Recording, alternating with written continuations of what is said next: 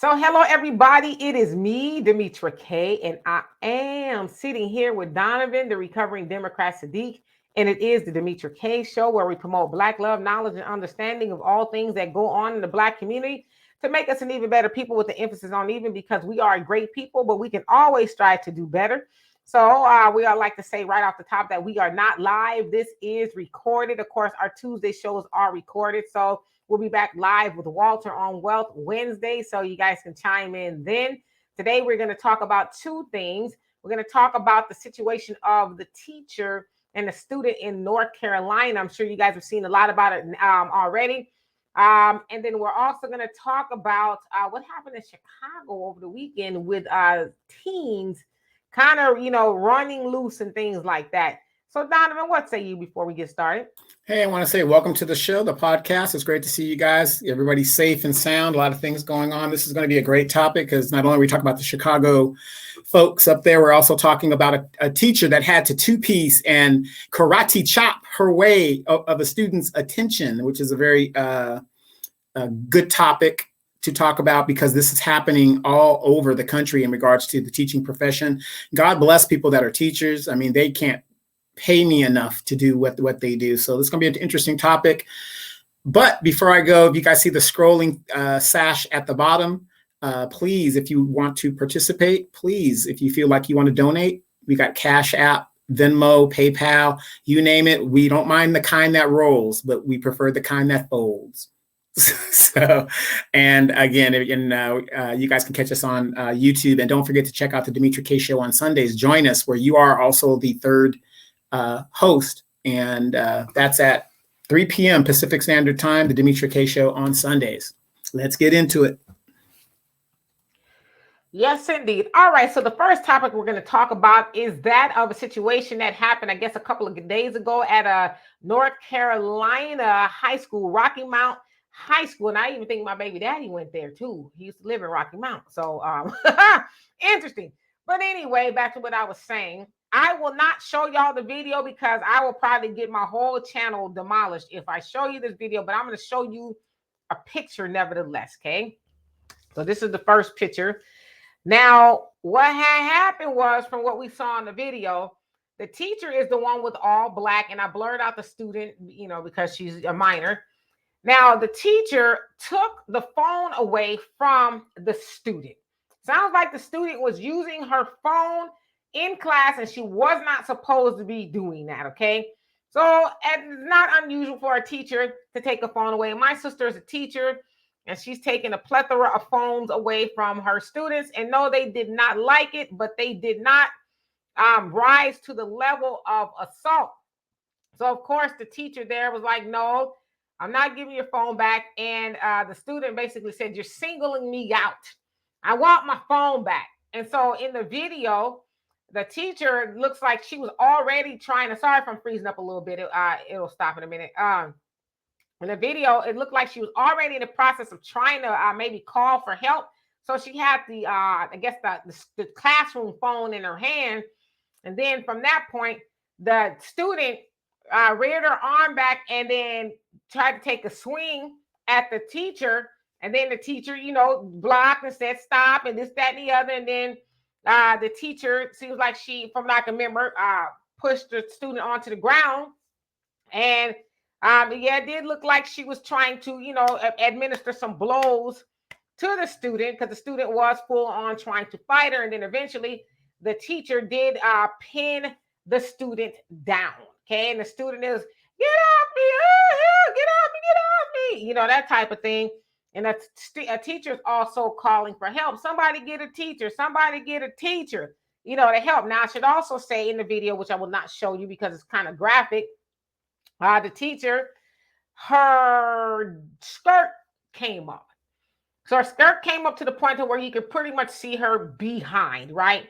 So there's a lot of debate online of, she should have wore something appropriate to class, right? Oh, you could see her butt. Some people said she didn't have on any undergarments, and she did. Of course, when you're wearing certain items as women, you don't want what we call these horrible panty lines, right? So you might wear a thong, a G-string, or something that does not show panty lines. So that's what, to me, what it appears that she had on. So I'm going to remove this, and I'm going to put up the other picture, because I know some people are saying, well, maybe she didn't have any, she was dressed inappropriately, and she was not. I'm going to show you what she had on.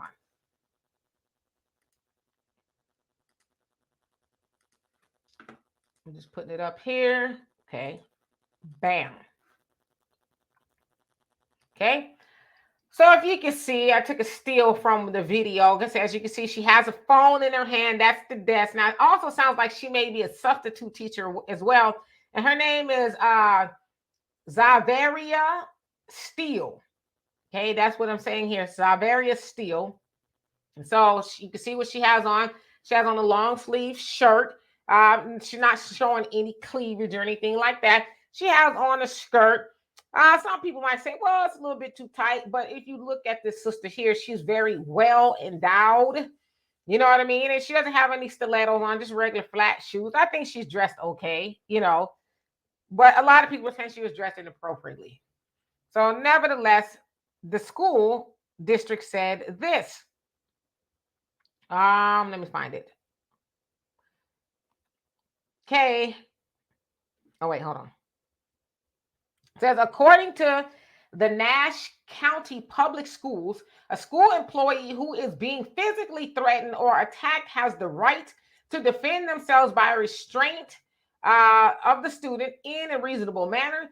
If there is a legitimate necessity for such communication, school employees may let students to use their cell phones for personal use. So it doesn't sound like it was personal use. Sounds like in a lot of situations, the student was using the phone when they weren't supposed to be using the doggone phone, right? So I don't know if you guys have ever tried to take a phone away from some of these children and teenagers. It's like, okay, I want to use a better analogy. I can't have something else came up in my head, but it's like taking drugs away from a drug addict, or cigarettes away from a cigarette smoker. It's just this, So for lack of better words, it's like an addiction, right? So again, as I said, there's debate of people saying the teacher was wrong. Some people are saying they were both wrong. Some people are saying the student was wrong. So Donovan, after all I've just said, what say you? I say ditto. No, I watched the video, and like I said, big ups to Zavaria Steele. Teachers, we need to start getting control of these students and letting them know you're there for a purpose of learning. My mother used to tell me all the time, the teacher is her representative. What the teacher says goes. If I have a problem with what the teacher is doing, I'm supposed to report it to my mama, and then my mama will handle it from there. I am nothing but a child. I am there to do my job, which is to learn and bring home the best grades I can possible. But you got some people out there that will say, well, kids need their cell phone so they can get in contact with their parents and stuff like that. And I know we're in an age of mass shootings and all this other stuff, right? But in a mass shooting situation, what is the cell phone going to do for you? Nothing. It's not going to protect you. What you're going to do? You're going to throw your cell phone at the mass attacker, whatever the deal is. Then I have to ask myself this. When we were that age and our parents needed to get into contact with us, what did they used to do, Demetra? They would call the office, and then on the PA system, they would say, Demetra, could you, Miss Christie, could you please send Demetra down to the principal's office? She has a phone call. And you take your little butt down there and you go and you see what your mom wanted. And she wanted to make sure that you had your lunch. And then if you didn't have your lunch, she was going to drop some Taco Bell off, whatever it was, right? I mean, they make it seem like you said, it's like a crack thing. They can't live without their phone. Where are you going to go? Now, when I was in school, even in college, they took our phone away because they did not want us to, because let's be real. Can the phones do calculations and statistics and all this stuff? Yes, it can. But you're supposed to, according to the syllabus, you're supposed to go get a smart calculator to do that. They don't want you on the phone. What if you're taking a test and all your answers are in these smartphones? Maybe that's a good reason why the teacher does not want you to have your phone, because during the testing period of it, it's not appropriate to have your phone in your testing, right?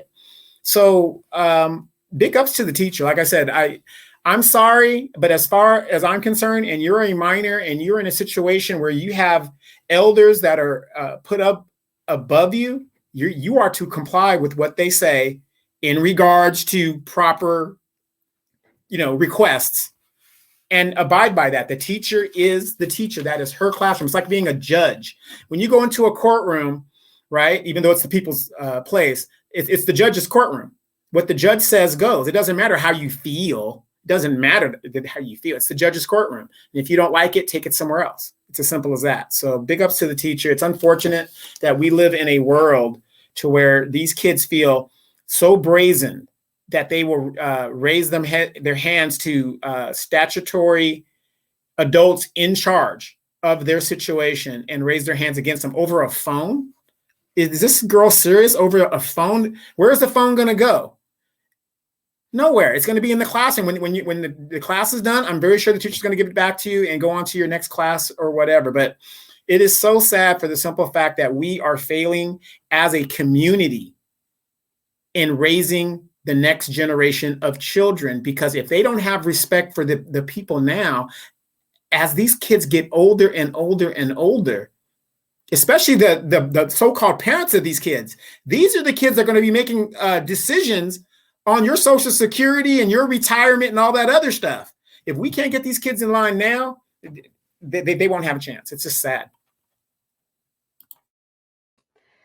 Yeah, so it's very problematic. As I said, my sister is a teacher. She's been one for over 20 years, and she's seen it all. And how many cases did your sister have? No, she, trust me, but she's seen it all. And she would venture to say that it was not this bad when she first started. My sister, I would probably say every day, there's a situation with a child that's not going to mind and, talking back and calling names and fighting and, just a whole host of stuff. And now she's teaching third grade. So essentially they're like 8 and 9. And, she actually is funny. She told me of a situation today where a student, I don't know if they was on the computer or something. I'm sorry that I'm pixeling a little bit on my hands. I put lotion on.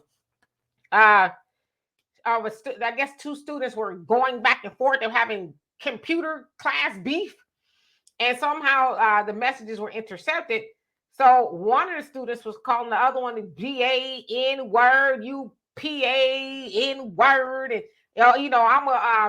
I'm gonna beat them up in Miss Jones' class, right? And Miss Jones is my sister, so that, mind you, they're third grade, but she would say that when she first started teaching, it wasn't this bad. Like, I've talked to teachers that were in the game like 20 some years, and they maybe had like 3 years or so to retirement, and they're like, I'm checking out early.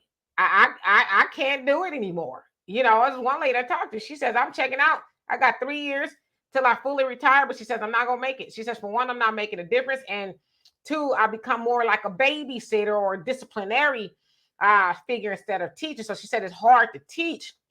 And so the problem now is teachers are now in a disciplinary role and they're not teaching. So I want to know, what are the students really learning if they're spending all day listening to the teacher? Sit down, stop, don't do that, be quiet, stop fighting, stop doing this, give me your phone, get off your phone.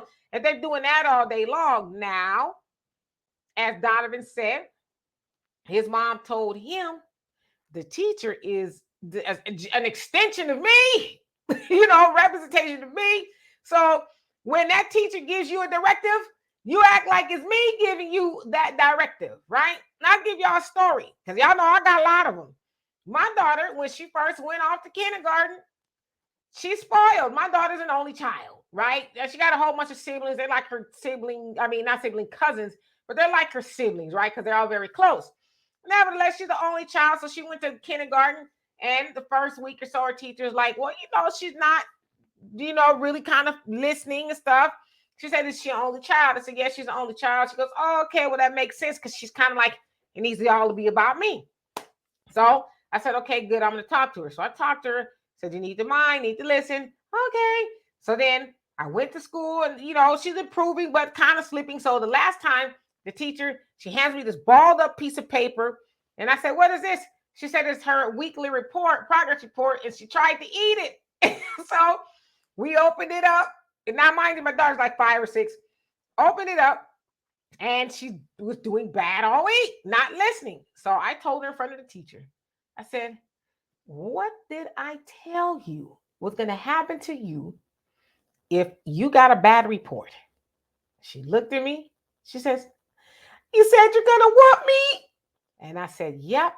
And the teacher went and walked away. Like, I ain't hear it, but you do what you got to do. Now, mind you, that's probably one of 5 or 6 times that I've ever whooped my daughter in her whole life. Now, she's got a couple taps here and there, but I'm talking about So, took her home. In a loving way, I said, you're getting your behind beat because it's not a reflection on you. It's a reflection on me. You are to go to class and you are to mind. You're supposed to do everything your teacher tells you to do. And then I tell you, I wore her behind out. And let me tell you something. I had one other problem with my daughter, was very minor, but she's in 11th grade. Guess what I did when I had a problem with her in 11th grade? And then back to the kindergarten teacher, she goes, I don't know what you did, but whatever you did, it worked. And we never had any problems. But moving to the 11th grade, a teacher called me. Oh, Deanna, I asked for her phone in the class. This is when phones kind of was the thing. And she told me, what the hell? She said, what? Mind you, I was already about 15 miles away from the school. I busted a U. I said, keep her in your class, because that was a teacher's passing period. She kept her there and showed up. I said, now, what did you say to your teacher?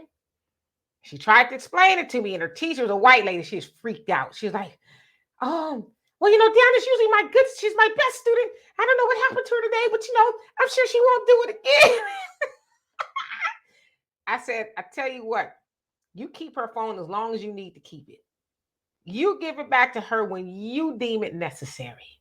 I said, whenever that is. And the teacher says, she's usually a good student. I'm going to give it back to her. But I think it scared the teacher more than anything, because she's never had anybody do that before. So the point that I'm making is, you got a badass little child and you sending it to school and it's not behaving. That's not a reflection on the child. That's a reflection on you. Absolutely. And the thing is, see, that this is the problem in our society today. And ladies, I get it. I understand it's hard being a single mom and raising a kid with no help, or the father's not there, or there's a divorce and you don't have that immediate help there. I understand that. But this is what men have been saying about participation trophies and about, letting the kids, graduate because it's embarrassing to them that they can't be with their classmates. We're giving these kids a false sense of winning. You're not always going to get everything in life. That just isn't how it works. That's why it's funny to me when I was coming up, there was no summer school for the people that acted up all year long. But now these kids act up all year long. They get to go to summer school. And even if they don't even have enough credits to graduate, they let them walk because they don't want the kids to feel left behind. That was the whole point of it. You should be motivated at the fact that, oh man, I don't want to shame my parents. I don't want to shame my family. I want to keep up with my friends. So I'm going to do some of the homework and whatever. We know athletes have a different category of how they get around doing their stuff. But this is what we get when we have these kids that just think, everybody should, it's always going to be, no matter what I did, there's no consequences. If I hit a teacher, there's no consequences. If I do this, no consequences. My mom's a single parent or whatever. That's still not an excuse why you're a piss poor student. You have one job. Your main job as a minor student is to be that student. I don't care you got little brothers and sisters to take care of at home when you get done with school. I don't care you got a part-time job when you get done with school. Your main priority is to be a student first, because it's your future that depends on you getting a good enough degree, GED, or your basic diploma. And until we understand that, it's going to get worse and worse. And this is what happens when fathers, you are not involved in your children's lives. And I got a quick story real quick too. My son was in 5th grade and he was acting up. I'm over at Nellis Air Force Base in Las Vegas, and I get a call from his mother. I said, what? I was on the red eye that night. That night, I showed up at his school the next day, only to find that the teacher gave him a choice. I'm not going to ride on my son when you gave him a choice. You gave him a choice. He chose wrong. My problem with my kids are you have to be willing to pay the consequences of your decisions. And he was willing to pay. And I took him to the side and I said, you knew what your teacher wanted. Next time, just do what your teacher wanted. I know you're willing to take the ass whipping because that's how I was. I was willing to take the ass whipping. But we want our kids to make better decisions than that. So I explained to him, do it this way. So, you ladies, I get it. You guys are delusional. You think that you could do it all by yourself. That is totally delusion. There are two parents to a child. And when that one component of the parent is missing, the child is missing something in its component to be whole. So think about that.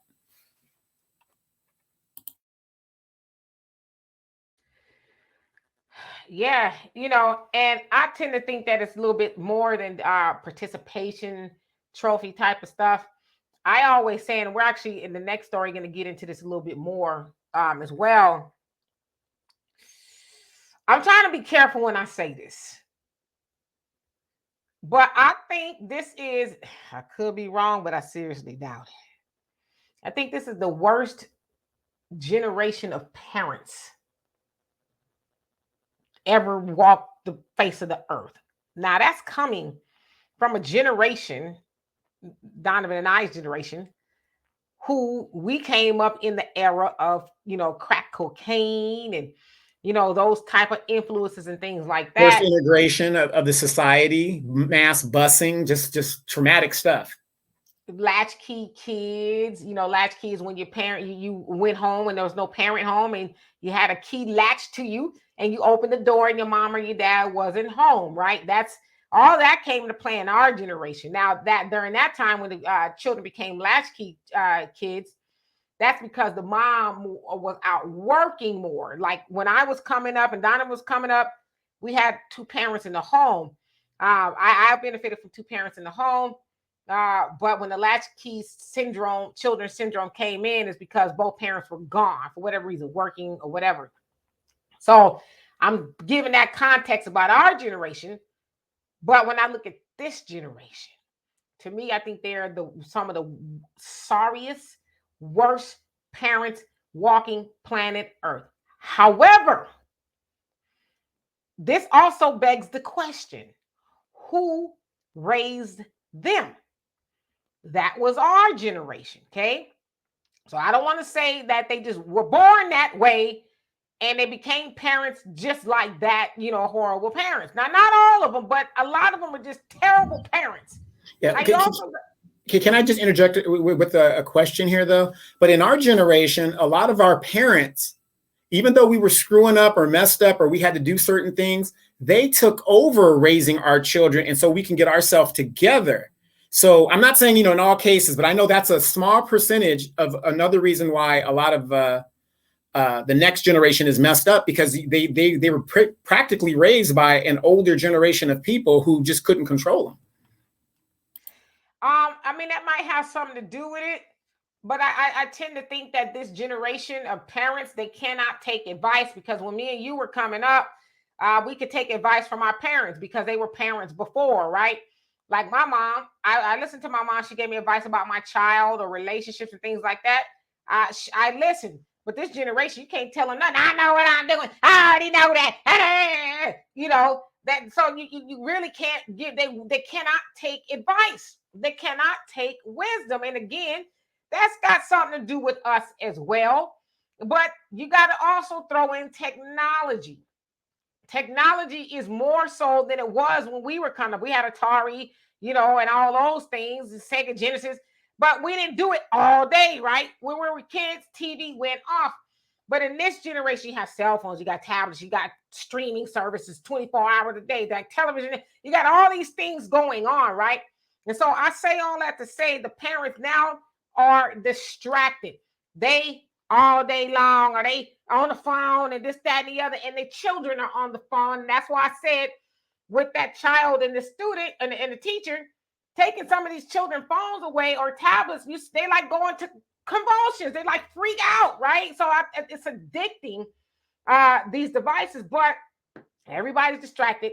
Parents now the parents that biologically gave birth to the children, yeah, they're a parent, but they're also co-parenting, not with the father or the mother. They're co-parenting with the phones, because the phones and the tablets they're the new parents. They're the babysitters, the equivalent of rich people having a nanny, right? The nanny more so raises the children, and the parents just peek in. And you guys okay? I love you. Then I'm off again. So that's the same thing with these phones. The phones are raising the children. So you also have this generation of parents. They're selfish. I need some me time. Oh, I just need some me time. And I'm like, the me time came when you was making a child. That's the me time you had. What you mean some me time? Now I get if you want some me time, like you want to go off to the store, maybe to a movie, and then you bring yourself right back, because I'm not going to be watching your children like that. But these kids want this, and I say these kids, these parents, they want me time or vacations too. 1 or 2 weeks off by themselves without their children. Like, well, who the hell is supposed to be watching your children while you all doing all of that? See, the other problem too is a lot of them are single parents. So it's like, all right, where the father at? I don't know where he at. Where the mama at? Why? So you want me to be the mama?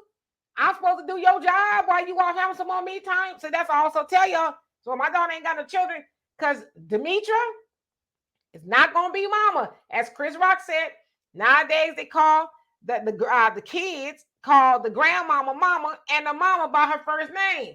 No, it's backwards. So I stand on what I said. Some people gonna get mad, but I think this is the worst generation of parents, and I think it's gonna get worse. Oh, I agree, but I'm going to tell you, as our generation is becoming grandparents within themselves, we're not helping the situation, because I have a bunch of plethora of friends that are grandparents and stuff, and they spoil their grandkids so much so that it's like they're trying to raise the kids over again. You know what I mean? And interceding. Now, people, and I have 2 boys, whatever, and Demetra will tell you guys, I am one that I already did my tour. I'm not going to be that grandfather that's going to be like, oh yeah, come on, let me spend some time. No, it's going to be like, oh, well, hey, I've already got a schedule. I'm already going. Nice to see you, kids. I'm out.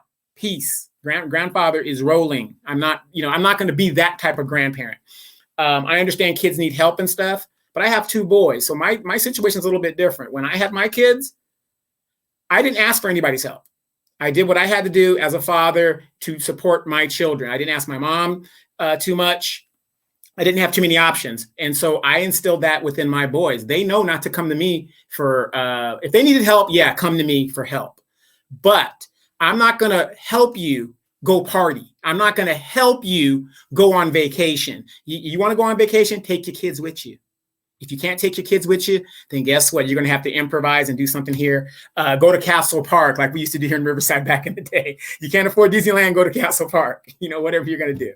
So, but I think that's a big problem too. As we're becoming grandparents, we're making the same mistakes a lot of our parents had made when they wanted to step in, and they're thinking they're helping the situation when they're actually making it worse.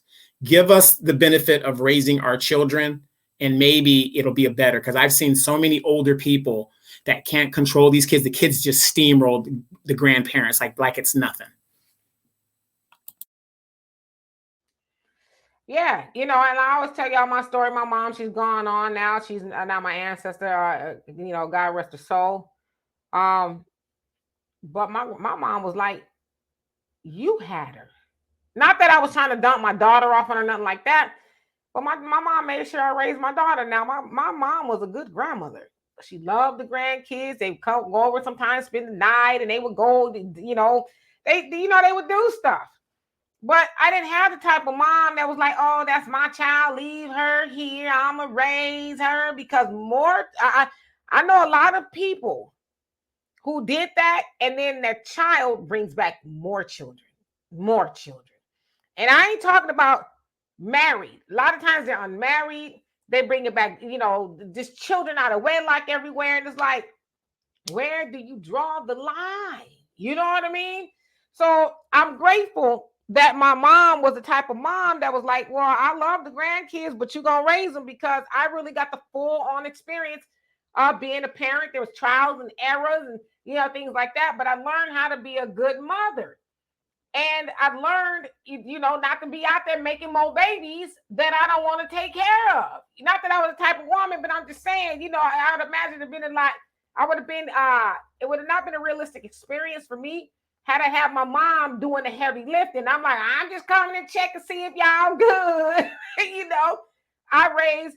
Mom, I got my food stamps this month. How much you need? Stuff like that. Nah, I didn't have that luxury of having either of any of that. But I'm grateful for that.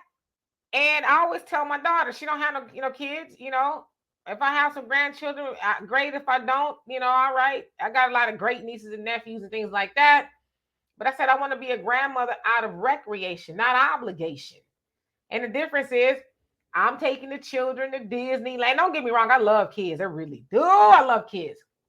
But I want to take them to Disneyland and, on trips and all of that or whatever, get some ice cream. Then I want y'all to be at the house to get the kids.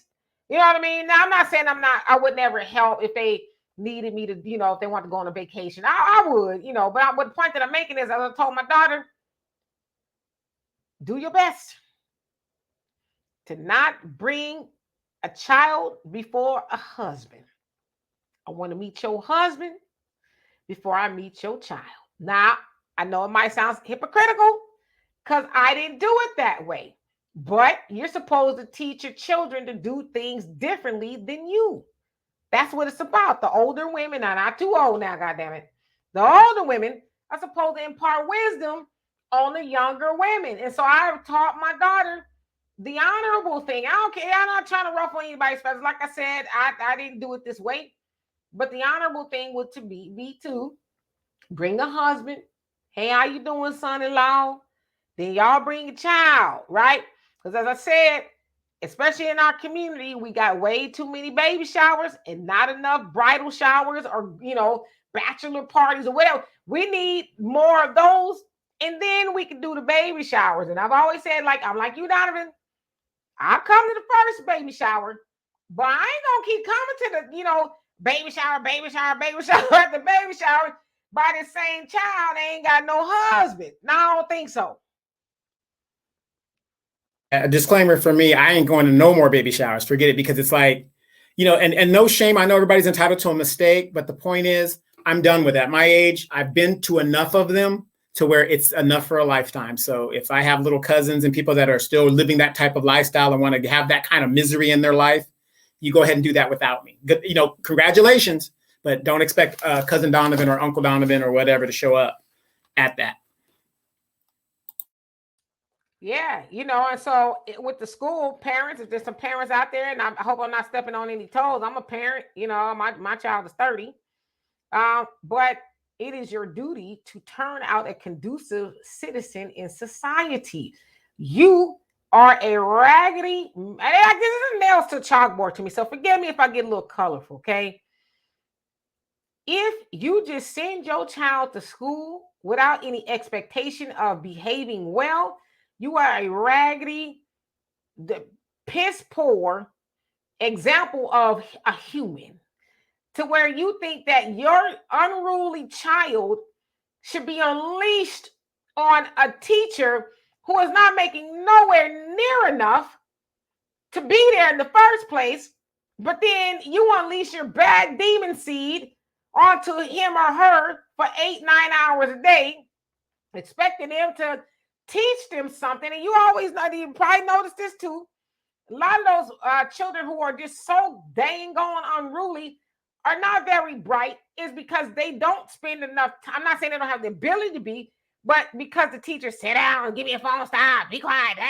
That's the instruction they're getting all day. They're not getting the ABCs, 1, 2, 3s. They're not getting that. They getting I know teachers that are driven to drink because it's so stressful.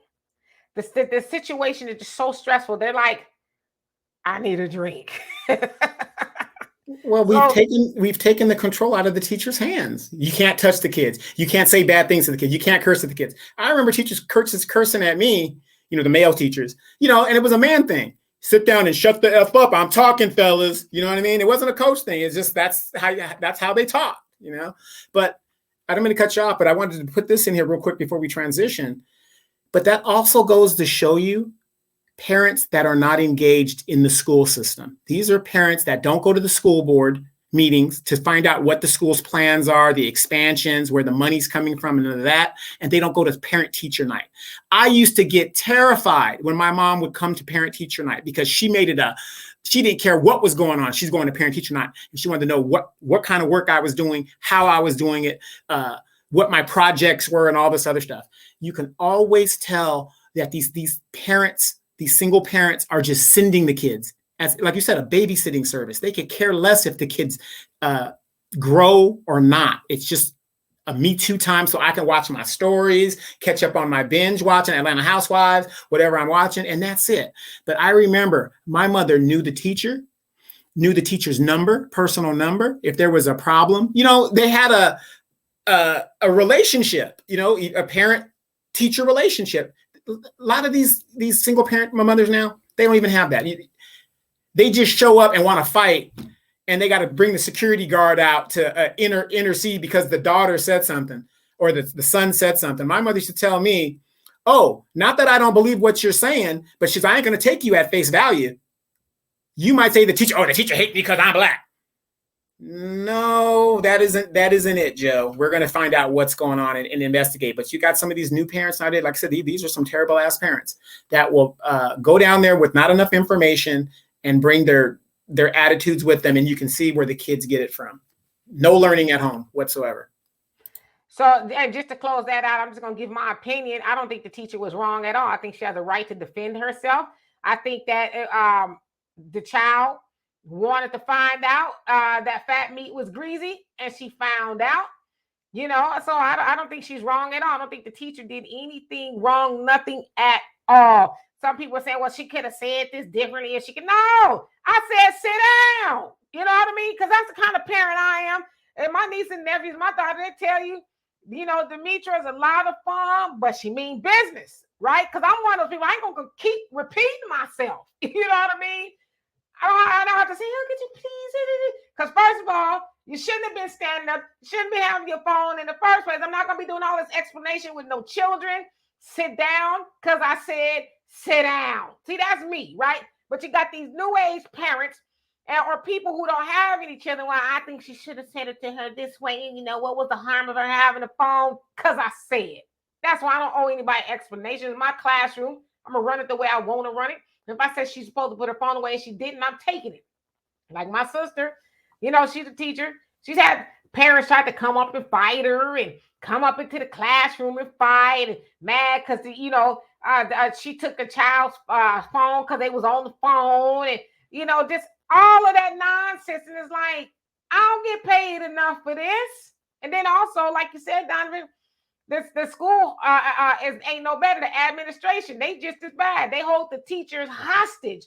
Well, if I say it this way, somebody gonna tell on me. I might get in trouble if I do this. And so they just have to acquiesce to the bad children and the admin who don't want the kids coming up to the office. So they tell the teacher, well, you deal with it as best you can before you need to send them up here. It's like, okay, then ain't nobody gonna learn nothing. Yeah, and then another thing that I have, even though I went to a military school overseas in DOD, Department of Defense, they had the sponsor, whoever your sponsor was, whoever was the military person that you were under the thing is, because I had both parents that were in the military. So whoever was the sponsor, it's called a sponsor. They had them mandatory. You had to go sit on the bus and be a bus monitor. You had to do a certain thing. They made them interact with what was going on in the school. So, and you don't know when your parent's going to be a bus monitor. So you get on the bus one morning, let's say you're one of those kids that act up on the bus.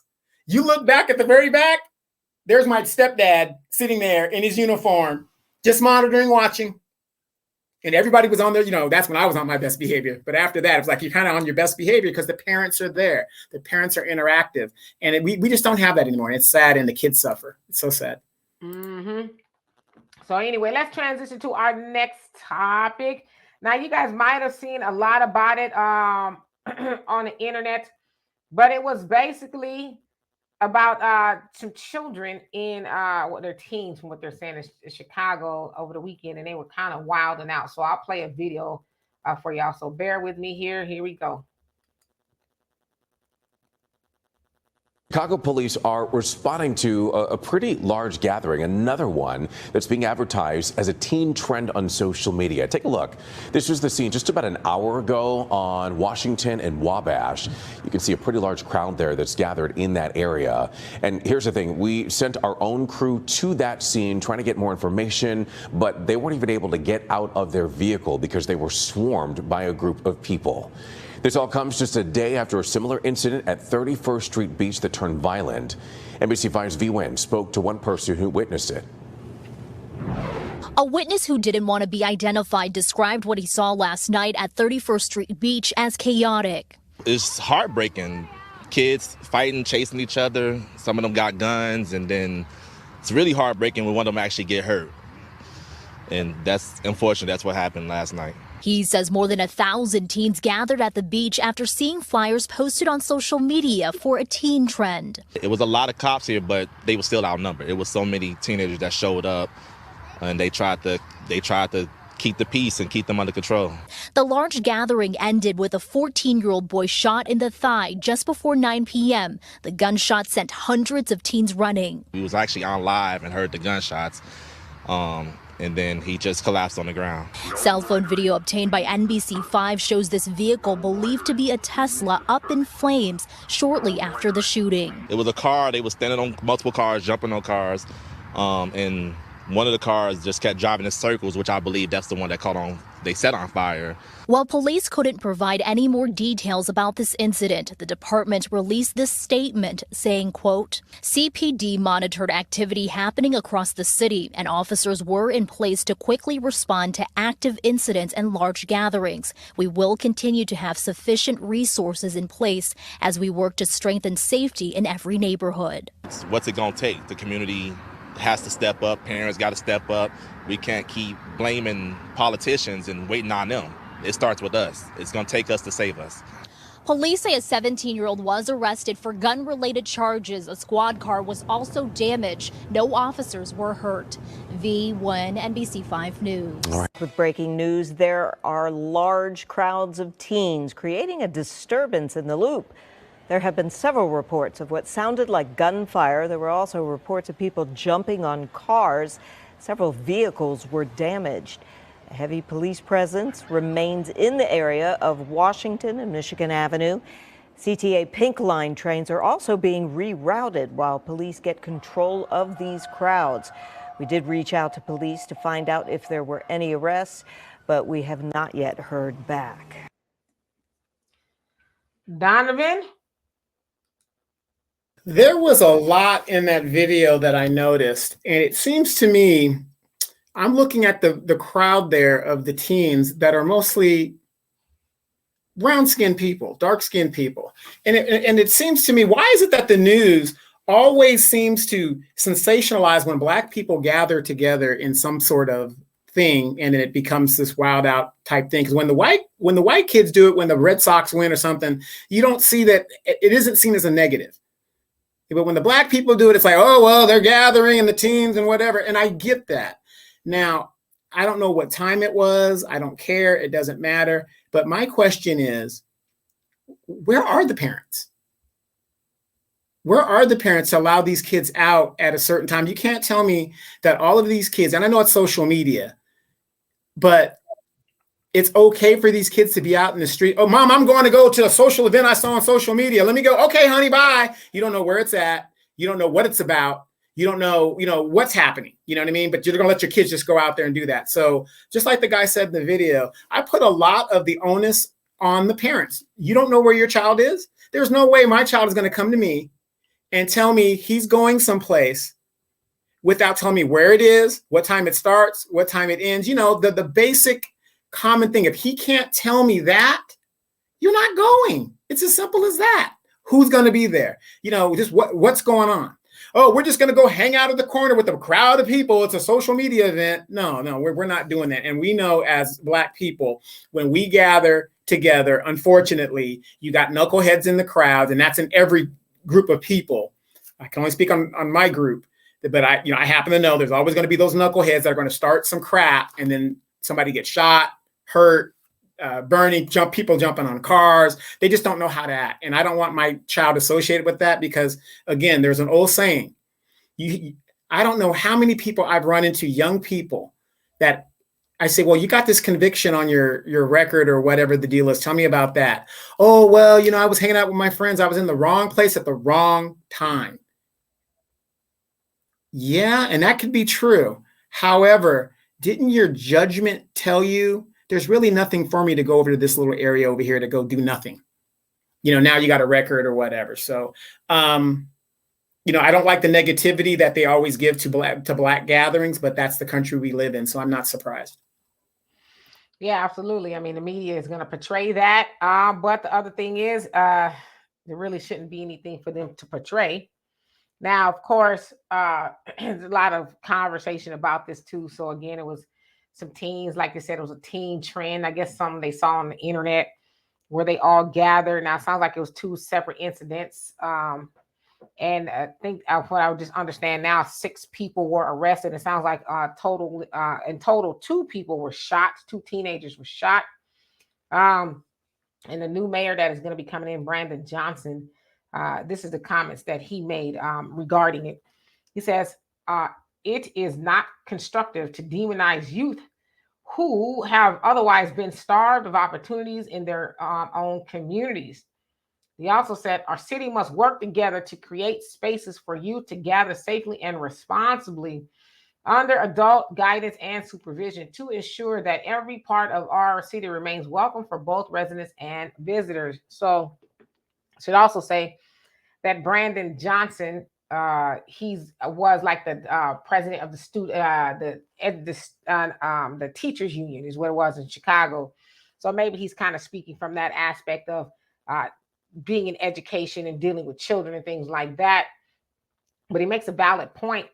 Where are the Boys and Girls Clubs? Where are the after school programs? I'm not talking about the stuff they got now where it's a glorified babysitting thing. I'm talking about something very very, how can I say this, productive for the children to do, right? When we were coming up, we did those things, went to the boys. That's how I learned gymnastics. Whether y'all know it or not, I do know how to do, flips and cartwheels. I can still do them to this day. But I learned that going to the Girls and Boys Club in Ventura is where we lived. But you don't see those things anymore. And oftentimes when it comes to politics or city council, you see them talking about building stuff that we probably could do without, don't really need it right away, instead of building something that will help the children. It oftentimes is let's help everybody else. We're not necessarily going to help the children right now. And so then you do have the children running wild. But the other side of that is, if there are no Boys and Girls Clubs, it's still not an excuse for your children to be out there on the loose at like wild wildebeest, right? There's no excuse. And to your point, Donovan, when we were coming up, you had to tell your parents where you were going. Like I couldn't leave unless I had a ride there and a ride back. My parents need to know where I was at all times. Of course, we had the street light thing. You'd be in before the street lights. We were like, there was no roaming the streets at night as a teenager, even as an older teenager. I couldn't just be out there just doing what I want. But these parents nowadays, they don't care. The children just running around wild. And I just don't understand it for the life of me. How is it that your teenagers ended up in those situations where they're stomping on cars and people are afraid? It sounds like they was looting some and doing a whole lot of mayhem. So how is it that your child ends up in that situation? Well, think about it now. This is Chicago. And I'm not trying to be negative towards Chicago. With the disappearance of Black women into the sex trade and just disappeared, just period. How can you let your daughter just walk out into a mass gathering and you don't know what's going to happen? I don't care what her friends are and who they are, who they think they are, whatever. They're at a mass gathering. You're in Chicago. Crime, and I'm not trying to be negative towards Chicago. I got a lot of friends from Chicago, but Chicago has a problem. That's why they call it Chirac. There's a problem there in Chicago when it comes to crime. They're snatching young Black women just everywhere. And, and in this video, you see a lot of young women just wiling out with everybody else. I mean, if I had a daughter and I'm letting her just go out there like that, wouldn't it be on me as a parent to think, will I ever see this girl again? Because she can't tell me anything about where she's going to be, how she's going to be there. It's a gathering on YouTube. A gathering about what? You know, who can I hold responsible if you're missing? You know, I just don't understand how mothers can just let their daughters just go out to a gathering. I just don't understand it with Black women being killed and deleted and all that other stuff that they're being done to them. Yeah, I mean, I was able to go places and things like that, but I had to know, my parents had to know where I was going. It wasn't, well, hey, I see you when I get back. Because you guys remember too, back when we were coming up, there was no cell phones. Pagers kind of came in a little bit, but even still, I mean, you had to go to a payphone or something to call somebody. But there was no cell phones or anything like that, so you just had to be where you said you was gonna be, right? And also, it was important to tell people where you were, because if you came up missing, we need to know where she said she was going last, right? But yeah, I agree with you. I don't know how people just let their children just leave up out the house. You don't know where they're going. But nowadays, you know, especially on these iPhones, they have these location devices called I forget what it's called on here, but you could track certain people. So on my phone, I track my sister and my daughter, and they could track me as well, right? Wait, you could track your sister on that? So send me that link. It's an iPhone capability. It's called, let's see, Find My Way, right? So it's an app, and you can find where people's locations are. So to tell you where they are, you know, on here. Yeah, and they have the same thing on Google. I track my mom or wherever she's at to kind of, you know, keep up with her and, you know, make sure she's safe and doing where, you know, she's going to do what she's going to do, but make sure she's safe and do what she's got to do. Mm-hmm. So here you can see, you know, I have my daughter and then my sister. Tells you my sister is 827 miles away. Now I click on, I'm scared to look and see where she at, because ain't no telling where she at. Okay, look like she's at home. At the casino. She at the casino. She left her phone there to fool us. She's at the casino. Let's see. So I can see exactly where. Okay, so she's not at home, but she's, you know, somewhere in Florida. So I can pinpoint exactly where she's at. So they have things like that now. So you might be all right. But I just think that we need to put a little bit, unleash is probably the wrong word, but tighter grip on our children. Know where your children are at all times, you know. And just know that, maybe you didn't know, but I'm going to tell you, your child is a minor and they're out there causing destruction, or something happens, that's on you. They come after your assets. So you might have this nice big pre-home and these cars and all these assets and things like that. And then your children are out there causing ruckus and destruction. And then they're going to say, well, they got parents, they minors. Let's go after their assets. So you might want to think about that. You know, I was on YouTube and I saw a video of a pastor, and he was talking about, like, why is it that the Black community, we cater to the lowest denominator? And he was saying even the kids that come from two-parent homes and living in nice neighborhoods, they want to cater to the gangster element. And, you know, they want to just, they're just I don't know, what's the word? They're just infatuated with the underculture life. Okay, a good example, Megan Thee Stallion. You know, she isn't really what she proclaims to be. And he says, why is it that our, you know, group, we cater to that? Like, you don't hear, he made some analogies, and please don't take this in the wrong kind. I'm just repeating some of his analogies. He said, you don't see Hispanics saying, yeah, man, if you didn't come across the border and do this and stuff, that, you know, keeping it real. You know, he was saying, like, you don't see the Chinese or the Asians talking about, you know, if you didn't, you know, make the railroad, you know, keeping it real. You know, it's like they don't cater to their lowest point in their society and say that's real. We know it's real, it happened, but for us, you got kids that are up here that will throw all of that away just to be real down here, and it's kind of hurting I got to get that pastor's name, and, you know, and he was talking some real stuff, because it really made me think, like, why do we do that? Why is that so attractive to our youth? You know? I just don't understand it. When we were coming up, it was about BDP, Public Enemy, Queen Latifah, the Flavor Unit, all kinds of things, the native tongues, are trying to be positive and getting out of the ghetto and bettering our community. And now these kids are just like, dum, dum, dum, dum, let's stay here and stay in the hood and let's just be ghetto and, whatever we're going to do. What about that? And then by the time they figure it out, it is way too late. For young boys and girls, it's way too late by the time you figure out the mistakes have been made, the babies have been made. Now you're in the child support system. Now, she's a single mother. I mean, what is it about our group? And it's not just to us, but we got other groups that do it. But to us, it's like a major thing. I think I disagree with that a little bit as far as being a major thing, as far as we are as a race glorifying being hood and ghetto, if you will. And I'm not disparaging anybody who has come from those environments.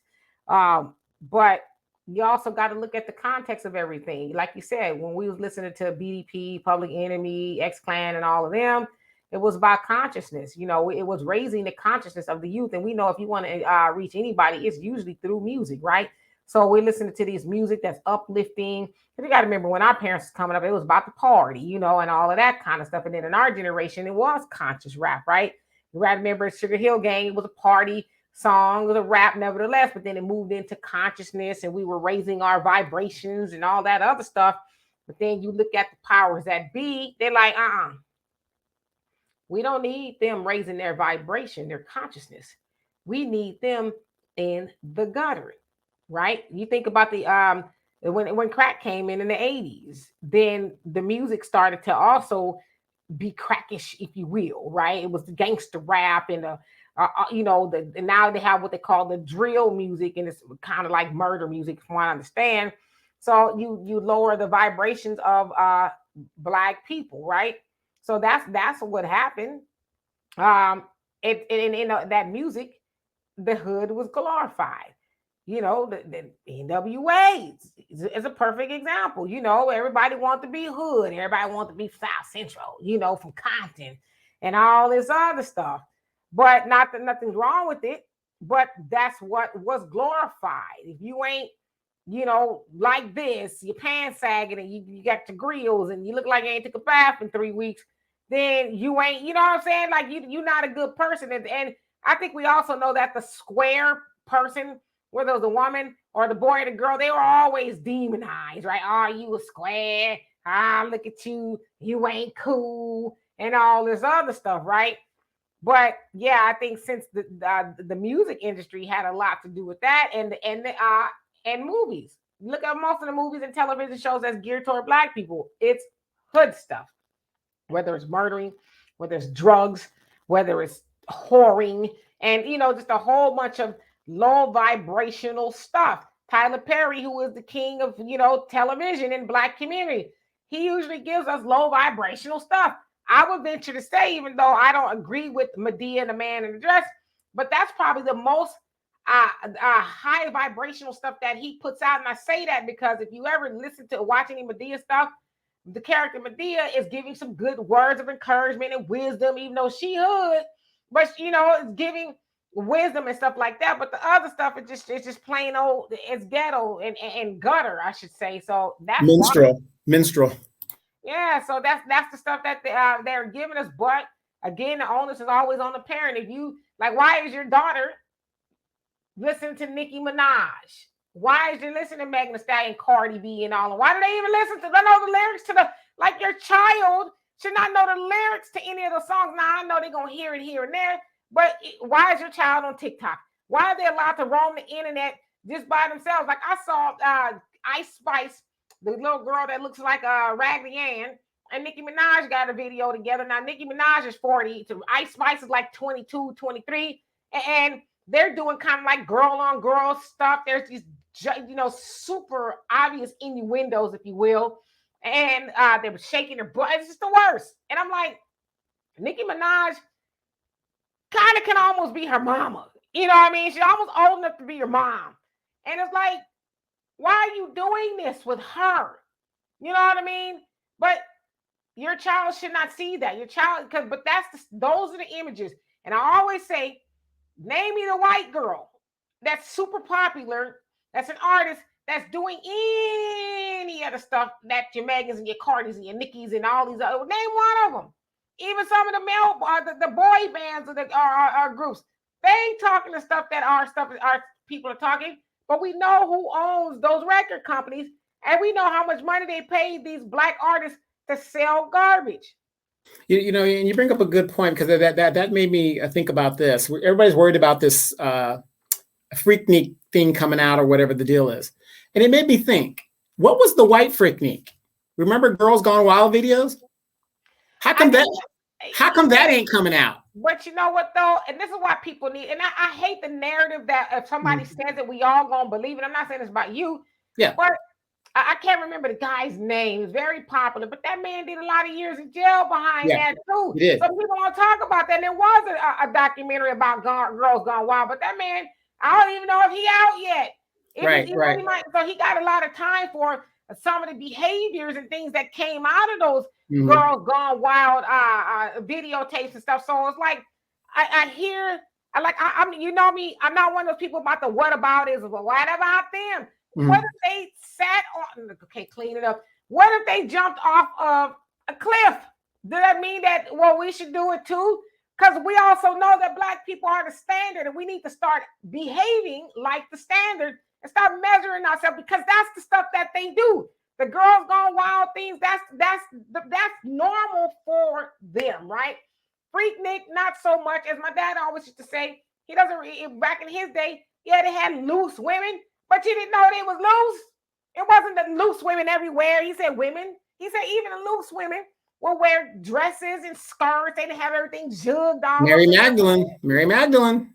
Yeah, so you know, the women still they put on the appearance that I could be a good girl, right?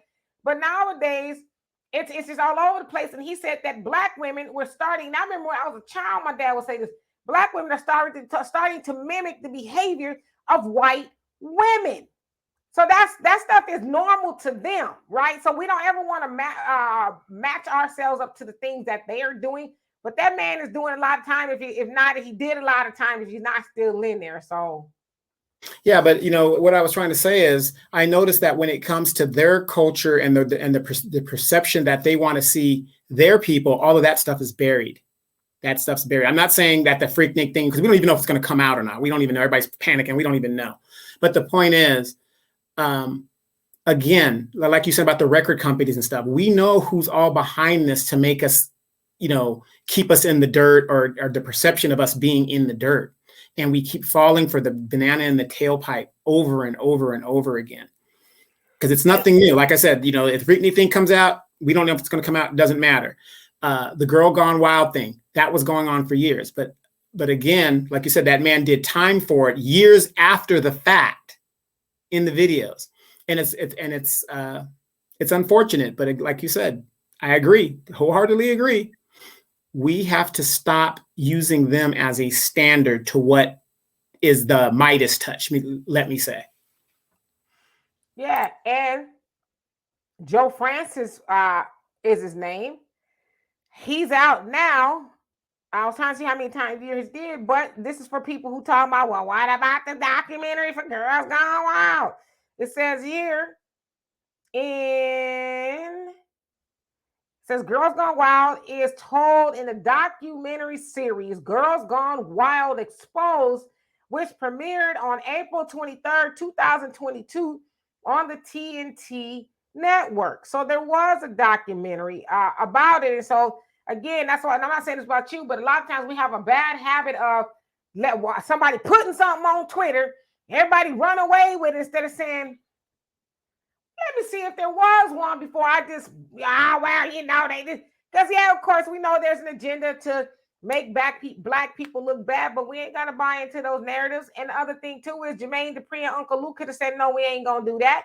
But the money is good for them. So are we going to hold white people more accountable than we're going to hold Jermaine Dupri and Uncle Luke if they're going to make this about indicting people or whatever? So, you know, I think it calls for us to do a little bit of critical thinking before we run off the rails with, you know, because one thing we ain't going to do right now as black people is ever get white people in check. Okay. We don't have the power to do that. So the question, what about them? They're like, what about us? And what you going to do about it? Nothing. You know what I mean? And another thing, real quick, because I know we got to go, but I want to end this real quick.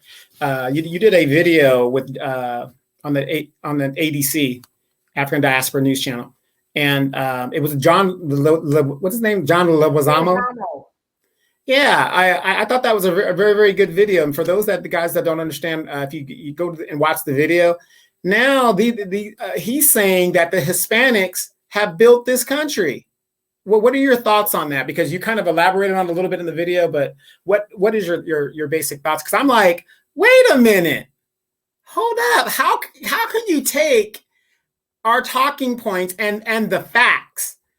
Jennifer Lopez did it. I mean, where do these people, the gall, where do these people come from to do that? Well, they're no different than everybody else that's taking credit from Black people. Now they're just doing it, right? They're saying that they built this country, and it's like, you're gonna make me throw up, dude. Y'all did not build this country. You know who built this country.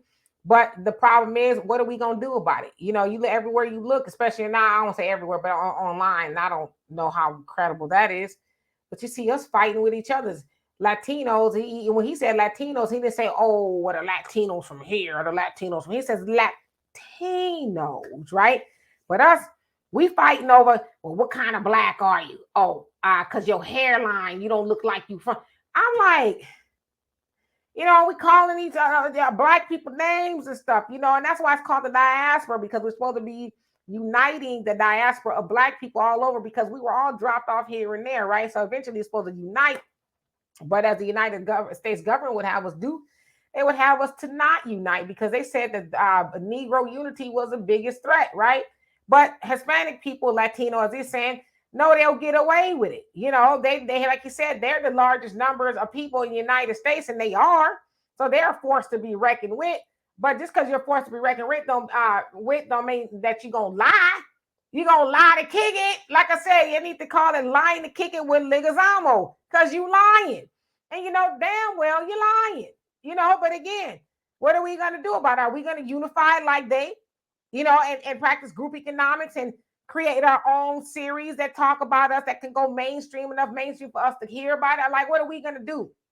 Because right now we just get mad, you know, at him lying. I'm not mad at it, but I'm like, don't lie, homeboy. Because as I said too, did you credit the Black people that helped you get where you are as an actor? What about Spike Lee? He put you in, you know, some of his biggest movies. Just, you know, you're gonna credit Black people, but like just like the whole world, they're all culture vultures, and they eat off of Black people, and we allow it. So, but anyway, we're gonna get out of here. Your girl ain't ate nothing all day long. I had a hard workout and all of that other stuff. So I'm gonna eat something hopefully good before I pass out. Hey, to have that hair the way it is, you had to sacrifice. So I'm with you. Right. Yeah. You know, I have to do something different with it. Put it up, because I sweat a lot when I work out and stuff. But anyway, y'all, we love and appreciate y'all so much. Thank y'all so much for being here. I hope you guys got something out of this. As always, we'll be back on Wednesday with Walter Wealth Wednesday, where we'll talk about something trending. And of course, we'll talk about a little money too. Yeah. You know, I'm going to say specifically tune in for tomorrow, Wednesday, because that is we're going to be talking specifically about the soccer player. Yeah, the soccer player. And so, fellas, if you're watching this right now, you might want to take notes, because you're going to teach us how to hide our money. Walter, help us, brother, save us. So yeah, he's going to get more in detail with that, about the money aspect of it, and what she did and why she did it, and is it a good idea, and all those type of things. But anyway, of course, we have a way to donate to the channel if you so please to do that. We love and appreciate you, and thank you all for everything that you do. Like, subscribe, becoming a member. If you watch a video, we love you and thank you so much. We'll see y'all tomorrow. Be well. Peace.